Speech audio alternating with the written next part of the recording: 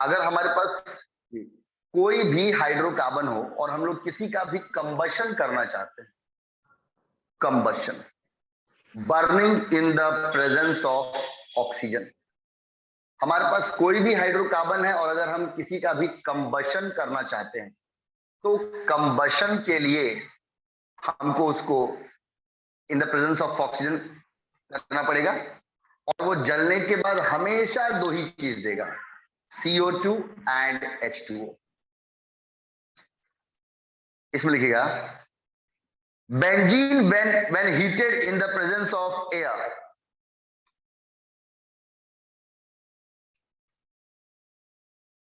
A में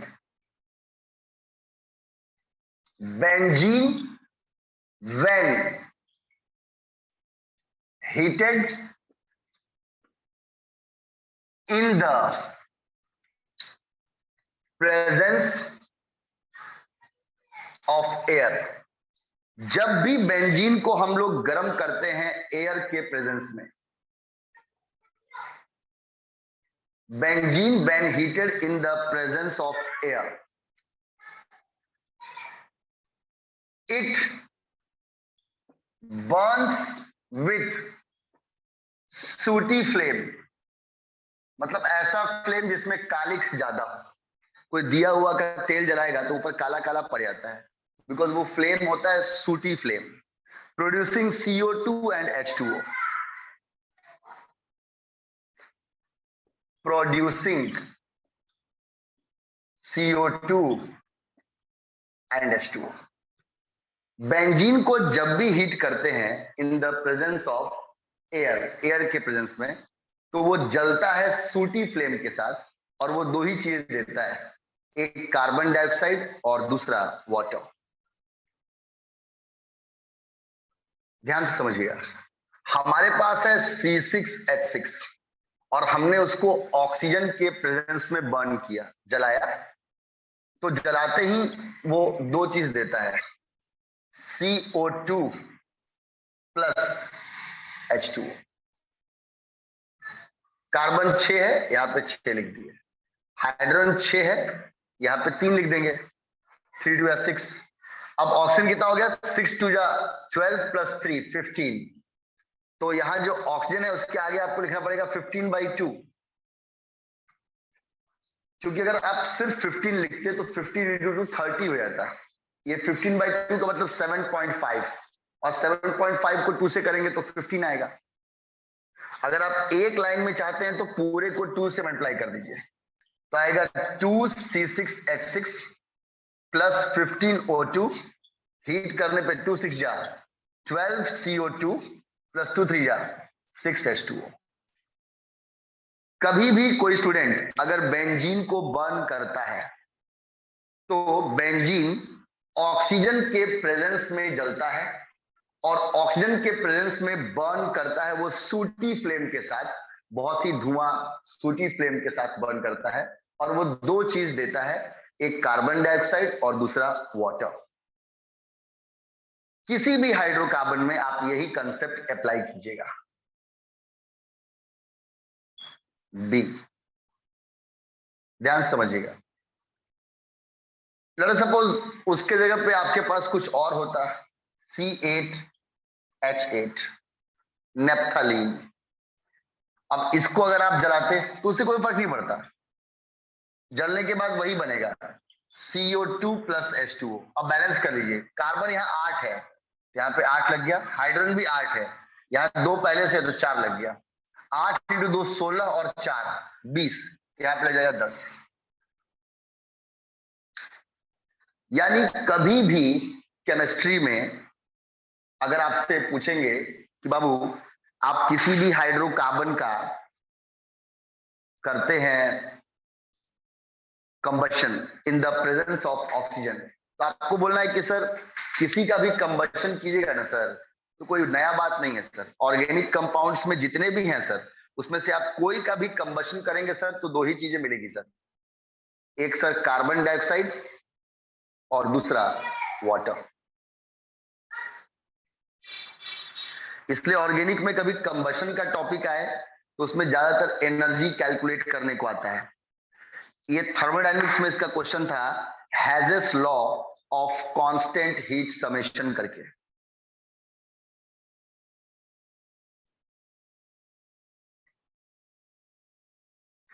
चलिए ये वाला हो गया अर्नव। हाँ सर।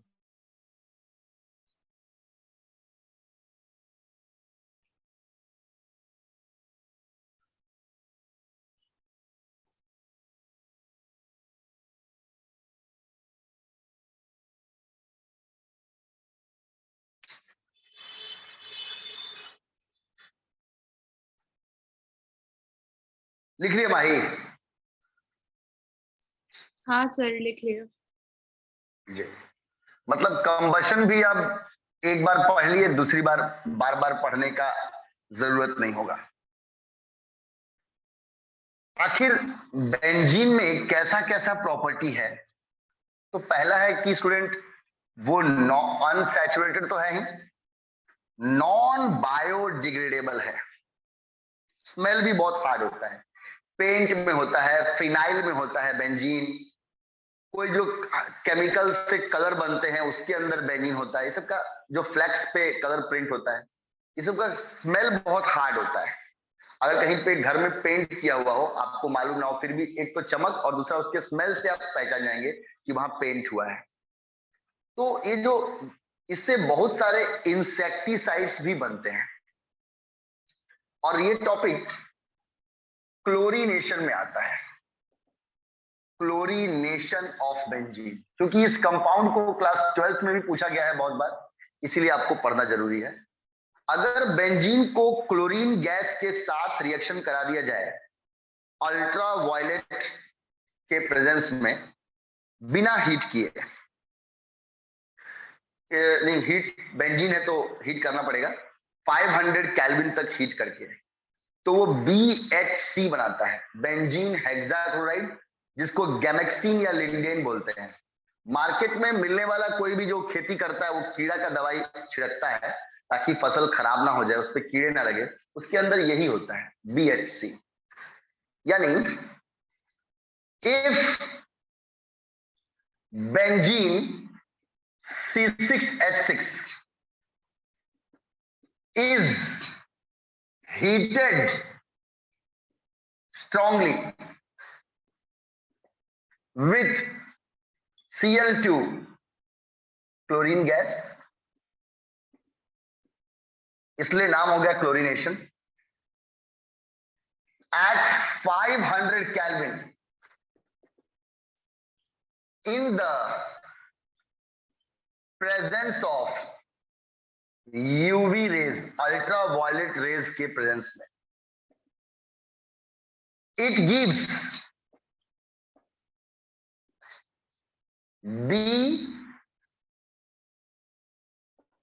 BHC, फुल फॉर्म है benzene hexa chloride,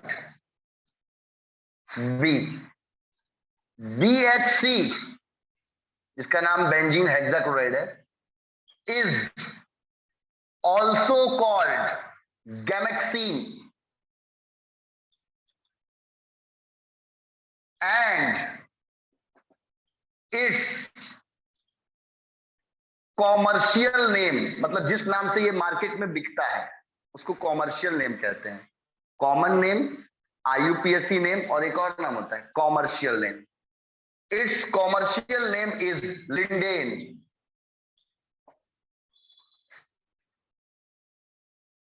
it is used as insecticide oblique pesticides. Cides word का मतलब होता है माही किलर। ये जो 12th क्लास में क्वेश्चन पूछता है how you will prepare gammexane, नाम देगा गैमेक्सिन, आप समझ जाएंगे BHC बनाने को बोल रहा है, बेंजीन हेक्साक्लोराइड। इसका मार्केट में यही यूज है कि बहुत ही ज्यादा पॉइजनस है, तो ये इंसेक्ट किलर या पेस्ट किलर, चूहा हुआ कोई मारता है और पेस्ट जो कीड़ा उड़ा लगता है उसको भी मारता है। तो स्टूडेंट्स आपके पास पहले बेंजीन है, आपको मालूम है बेंजीन में 3 है, और हर कार्बन के पास आपका एक हाइड्रोजन था। बात को समझिएगा, यानी फॉर्मूला हो गया C6H6, आपने इसको 6Cl2 से किया, 6 क्लोरीन वहां लग जाएगा, 6 दूनी 12, और 6 क्लोरीन उस H को बाहर निकालेगा, रिमूव करेगा। इसको आपने अल्ट्रावायलेट के प्रेजेंस में हीट किया 500 केल्विन पे, तो ये बेंजीन ही जैसा रहेगा, बस उसमें हर कार्बन के साथ अब Cl लग जाएगा।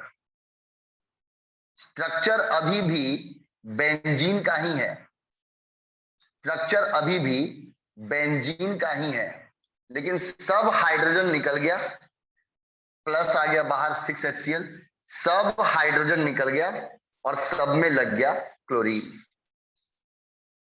इसी को बोलते हैं BHC। बेंजीन के स्ट्रक्चर में हेक्सा क्लोराइड, 6 क्लोरीन लग गया, बेंजीन हेक्सा क्लोराइड, या इसको हेक्सा क्लोरोबेंजीन भी कहते हैं, और इसका नाम गैमेक्सीन है, कॉमन नेम। और इस मार्केट में जो मिलेगा कीड़ा का दवाई, मारने वाला दवाई, उसके दवाई के ऊपर इसका कॉमर्शियल नेम लिखा होगा लिंडेन।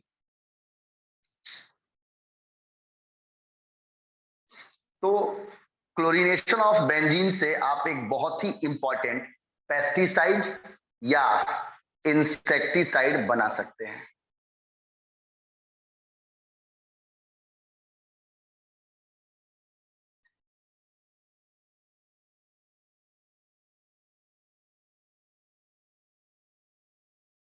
तो आपने आज एरोमेटिक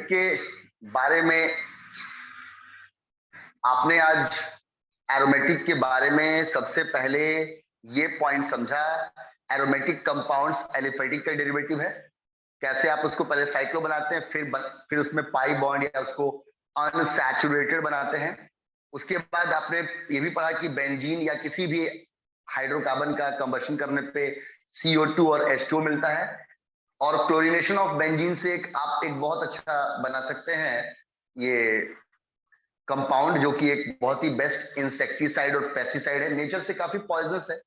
कोई भी कीड़ा मारने वाला है, कोई दवा किलर होगा, साइड्स किलर टाइप का होगा, तो वो पॉइजनस ही होगा। बेंजीन तो एक था ही, ऊपर से क्लोरीन भी मिल गया और पॉइजनस वैल्यू बढ़ गया। तो स्टूडेंट्स, जो BHC बनता है उसको गैमेक्सीन या लिंडेन के नाम से भी जानते हैं। हो गया आपने बोला? हाँ सर।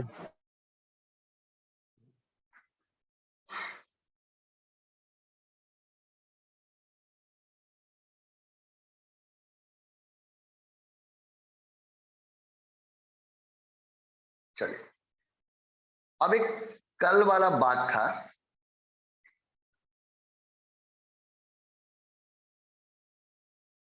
थोड़ा उसका लैंग्वेज डिस्कस करने का बात कर रहे थे। आपको अर्नव क्लियर हो गया था वो बात, लेकिन थोड़ा होता है ना कि अगर हम कभी आपसे पूछ दें उसका लैंग्वेज, तो आपको बोलने ही ना आए, दिमाग में वो बात समझ में आ गया है, लेकिन आपको उसको एक्सप्रेस करने ही नहीं आ रहा। ऐसा हो सकता है कि आपको उस चीज को एक्सप्रेस करने नहीं आ रहा है। तो जरा देखिए, अर्नव, कल ही हम सोच लिए थे कि नहीं, ये वाला जो पॉइंट है वो हम आपको अच्छे से क्लियर करेंगे, उसको बोलने आना चाहिए। चलिए देखते हैं।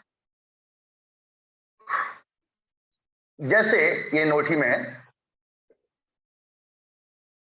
ये शॉर्टकट आपको हमेशा याद रहेगा और हमको कोई खास मेहनत से आपको बार बार बताने की जरूरत भी नहीं पड़ेगी। जैसे पहले एक्टिवेटिंग ग्रुप्स के बारे में देखते हैं, बात को समझिएगा। जैसे मैंने कहा कि मेरे पास बेंजीन है और उसके ऊपर आपने अल्कोहल लगा दिया OH, जिसके पास 2 लोन पेयर था। हालांकि ऑक्सीजन थोड़ा ज्यादा नेगेटिव है कार्बन से, यहां -I इफेक्ट भी काम करता है, ये 12th में समझाएंगे, लेकिन फिर भी conjugation pi sigma lone pair का है, तो लोन पेयर ज्यादा फ्री होता है, पाई बॉन्ड तो बॉन्डिंग में बंधा हुआ है। तो आप पढ़ते थे कि पहले ये पाई बॉन्ड बना लेगा और ये पाई बॉन्ड यहां लोन पेयर होके आ जाएगा, यानी इसका रेजोनेंस ऐसे होता था डबल बॉन्ड OH, ये ऑक्सीजन का एक इलेक्ट्रॉन उसके पास है और एक उसने दे दिया, तो इस पे चार्ज आता था प्लस, और ये जो पाई बॉन्ड का इलेक्ट्रॉन था ये दोनों इस पे जमा हो जाता था। उसके बाद ये यहां से 1 2 3 यहां आएगा, फिर यहां से 1 2 3 यहां आएगा। एक एक्टिवेटिंग ग्रुप क्या करता है, बेंजीन के ज्यादातर पार्ट्स में, ये 2 को छोड़ दिया आपने, मेटा वाले को छोड़ दिया, 1 2 3, एक बार यहां आएगा इलेक्ट्रॉन डेंसिटी, इसको डायग्राम दिखा देते हैं। ये अगर लोन पे है तो एक बार वो कूद के यहां आएगा और फिर एक बार ये कूद के फिर यहां जाएगा। ये 3 जगह इलेक्ट्रॉन का डेंसिटी को बढ़ाएगा। यानी एक्टिवेटिंग ग्रुप क्या करता है, एक्टिवेटिंग ग्रुप क्या करता है, बेंजीन के ऊपर उसके दोनों ऑर्थो और पैरा पे इलेक्ट्रॉन डेंसिटी को बढ़ाता है ना। यानी activating groups increases electron density on benzene ring। जब जब वो लोन पेयर को रोटेट करेगा तब तब वहां इलेक्ट्रॉन का डेंसिटी बढ़ जाएगा। ठीक है, इलेक्ट्रॉन डेंसिटी जहां बढ़ जाएगा वो इलेक्ट्रोफिलिक अटैक को इनविटेशन देगा, भाई मेरे पास इलेक्ट्रॉन ज्यादा हो रहा है, तुम्हारे जिसके पास इलेक्ट्रॉन कम है आओ अटैक करो, हम अपना इलेक्ट्रॉन देकर जोड़ देंगे। यानी it invites electrophilic attack, philic attack को यहां प्रमोट करेगा। लेकिन जहां जहां ये इलेक्ट्रॉन डेंसिटी बढ़ा रहा है वहां एक डीएक्टिवेटिंग ग्रुप वहां इलेक्ट्रॉन डेंसिटी घटा देता है। बात समझिएगा।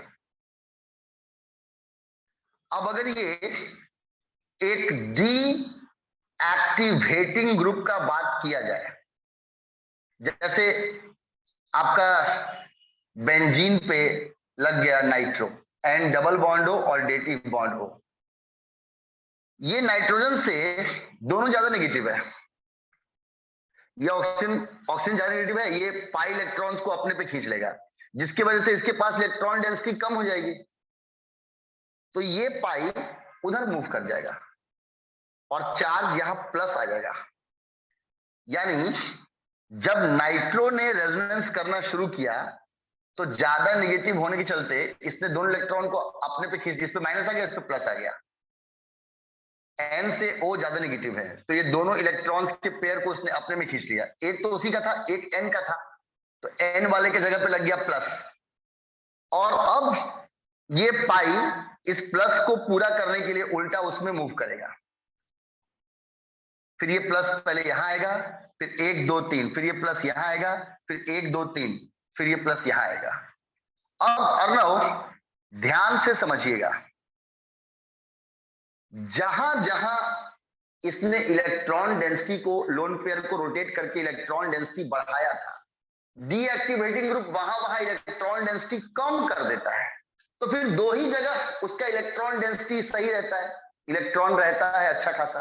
तो इसलिए कोई इलेक्ट्रोफाइल अटैक करता है तो वो सिर्फ मेटा पे ही जोड़ सकता है, क्योंक't जहां जहां पहले लोन पेयर था वहां प्लस चार्ज आ गया, इलेक्ट्रॉन डेंसिटी कम हो गया। यानी deactivating groups decreases overall electron density. आपने ऐसा क्यों बोला माही कि ओवरऑल कम जाता है? अरे एक पे तो वो ग्रुप लग गया, पूरा बेंजीन या साइक्लोहेक्सेन जैसे ढांचा में 6 जगह, 6 में से एक पे ग्रुप लग गया, जगह कितना बचा? 5। अब 5 में से 3 जगह लोन पेयर आ रहा है, तो 2 जगह नहीं आया, 3 जगह आया, तो ओवरऑल यही माना जाएगा कि भाई इलेक्ट्रॉन डेंसिटी ज्यादा है।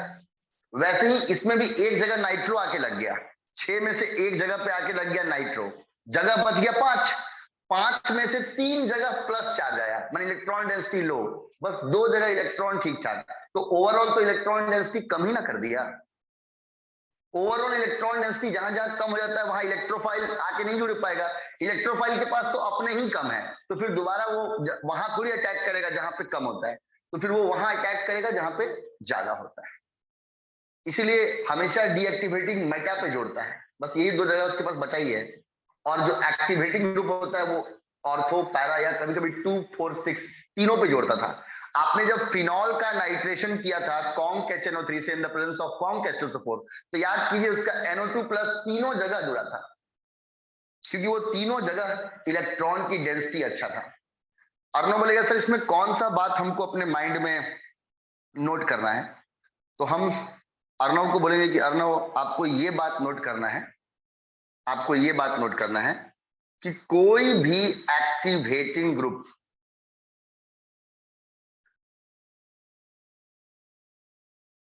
इलेक्ट्रॉन डेंसिटी को ऑर्थो और पैरा पे बढ़ा देता है। कोई भी एक्टिवेटिंग ग्रुप इलेक्ट्रॉन डेंसिटी को ऑर्थो और पैरा पे बढ़ा देता है, और कोई भी डीएक्टिवेटिंग ग्रुप ऑर्थो, दोनों ऑर्थो और पैरा पे इलेक्ट्रॉन डेंसिटी को घटा देता है। तो जब एक इलेक्ट्रोफाइल अटैक करता है जिसके पास इलेक्ट्रॉन नहीं होता, तो वो अगर वो एक्टिवेटिंग ग्रुप वाले में अटैक करेगा तो या तो ऑर्थो पे जुड़ेगा या पैरा पे या फिर कभी कभी तीनों पे जुड़ जाता है, डिपेंड करता है कि उसका कॉन्सेंट्रेशन कितना है।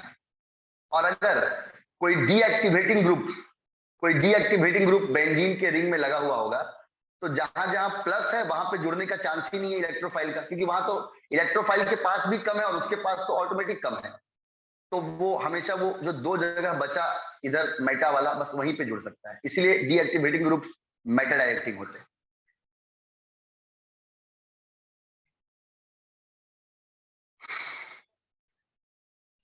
हो गया माही? नहीं सर, लास्ट वाला लिख रहा हूँ। अर्णव आपको समझ में आया बात? हाँ सर।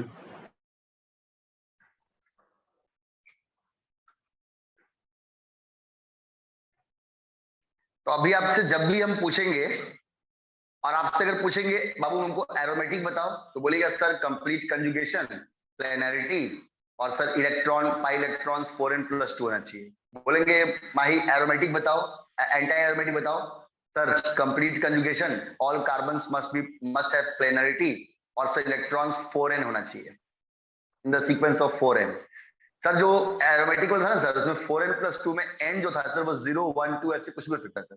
और सर जो ये है ना सर, क्या बोलते हैं इसको हम लोग, जो सर एंटी एरोमेटिक है सर, उसके अंदर इलेक्ट्रॉन 4n होता है, पर सर उसका n जो होता है वो 1 से स्टार्ट होता है, उसमें n 0 नहीं हो सकता।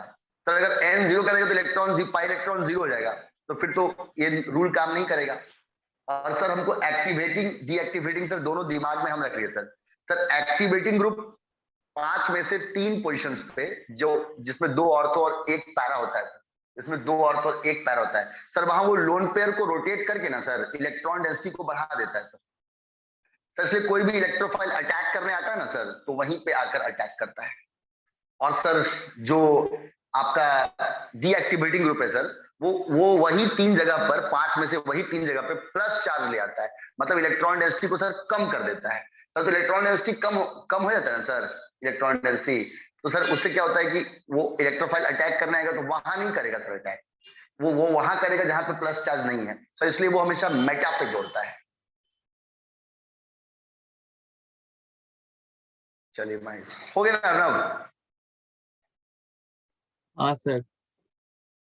चलिए ठीक है सर, इसको अच्छे से रिवाइज कीजिए, कल आप लोगों का टाइम, बारिश होगा भी तो रेनकोट से आ जाएंगे, अभी रेगुलर चलेगा, कल मॉर्निंग वाला क्लास में लेना पड़ेगा, उसमें 2 दिन गैप हो गया। सॉल्यूशंस को भी आगे बढ़ाना है, राउल्ट्स लॉ ये सब पे पहुंचना, उसका बहुत ही बेहतरीन न्यूमेरिकल्स है। चलिए students, so that's all for today, have a good day.